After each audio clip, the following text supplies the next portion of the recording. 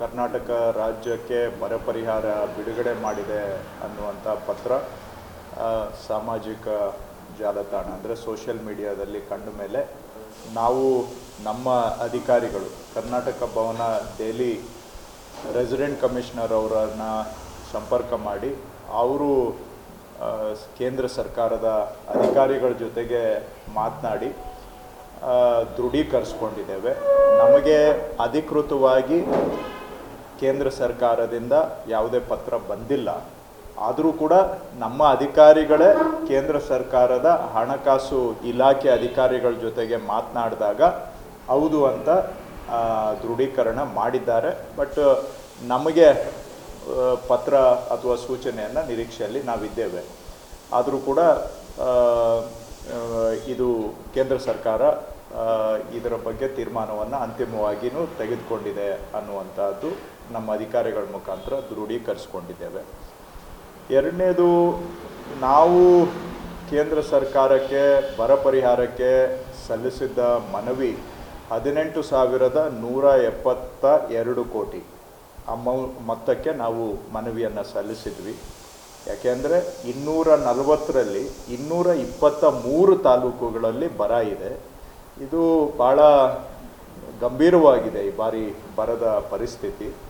ಮತ್ತು ರೈತರು ಮುಂಗಾರು ಬೆಳೆಯನ್ನು ಕಳೆದುಕೊಂಡಿದ್ದಾರೆ, ಹಾಗೂ ಹಿಂಗಾರಿನಲ್ಲಿ ಬೆಳೆನೂ ಇಡೋದಕ್ಕಾಗಿಲ್ಲ ಬಹುತೇಕ ಕಡೆ. ಈ ರೀತಿಯಾಗಿ ಸಮಸ್ಯೆ ಇರುವಾಗ ಸಮಸ್ಯೆಯ ಗಂಭೀರತೆಯ ಆಧಾರದ ಮೇಲೆ ಮತ್ತು ಕೇಂದ್ರ ಸರ್ಕಾರ NDRF ಮಾರ್ಗಸೂಚಿಗಳ ಮೇಲೆ ನಾವು ಕೇಳಿದ್ದು 18,172 ಕೋಟಿ. ಆದರೆ ಕೇಂದ್ರ ಸರ್ಕಾರ ನಮಗೆ ಕೊಟ್ಟಿರ್ತಕ್ಕಂಥದ್ದು ಸುಮಾರು 3,400 ಕೋಟಿಯಷ್ಟು ಹಣವನ್ನು ಕೊಟ್ಟಿದ್ದಾರೆ.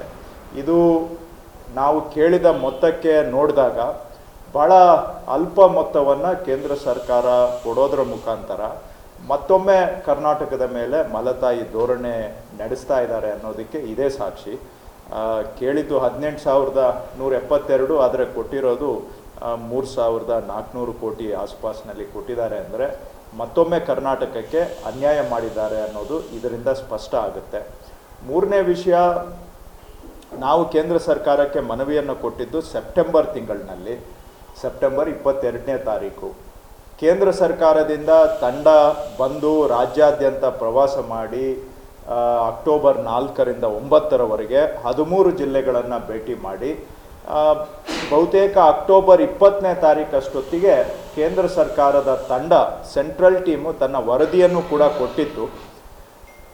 ನವೆಂಬರ್ 13ನೇ ತಾರೀಕಿಗೆ ಅವರ ಎಲ್ಲ ಶಿಫಾರಸುಗಳು ಕೂಡ ಮಾನ್ಯ ಗೃಹ ಸಚಿವರಿಗೆ ಕಳಿಸ್ಕೊಟ್ಟಿದ್ರು.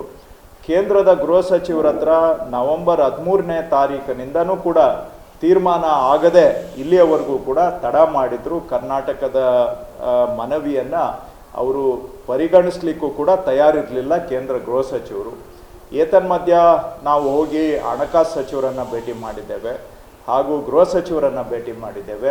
ಮಾನ್ಯ ಪ್ರಧಾನಮಂತ್ರಿಗಳನ್ನು ಮುಖ್ಯಮಂತ್ರಿಗಳು ನಾವು 2 ಬಾರಿ ಭೇಟಿ ಮಾಡಿದ್ದೇವೆ. ಅವ್ರಿಗೆ ತ್ವರಿತವಾಗಿ ತೀರ್ಮಾನ ತೆಗೆದುಕೊಳ್ಳಿ ಅಂತ ಎಷ್ಟೇ ಒತ್ತಾಯ ಮಾಡಿದರೂ ಕೂಡ ನವಂಬರ್ ತಿಂಗಳಿನಲ್ಲೇ ನಮಗೆ ಪರಿಹಾರ ಬರಬೇಕಾಗಿತ್ತು. ಆದರೆ ನವಂಬರ್ ಆಯಿತು, ಡಿಸೆಂಬರ್ ಆಯಿತು, ಜಾನ್ವರಿ, ಫೆಬ್ರವರಿವರೆಗೂ ನೋಡಿದರೂ ಕೂಡ ಕೇಂದ್ರ ಸರ್ಕಾರದವರು ನಮಗೆ ಬರಬೇಕಾಗಿದ್ದಂಥ ಪರಿಹಾರವನ್ನು ಬಿಡುಗಡೆ ಮಾಡಲಿಲ್ಲ.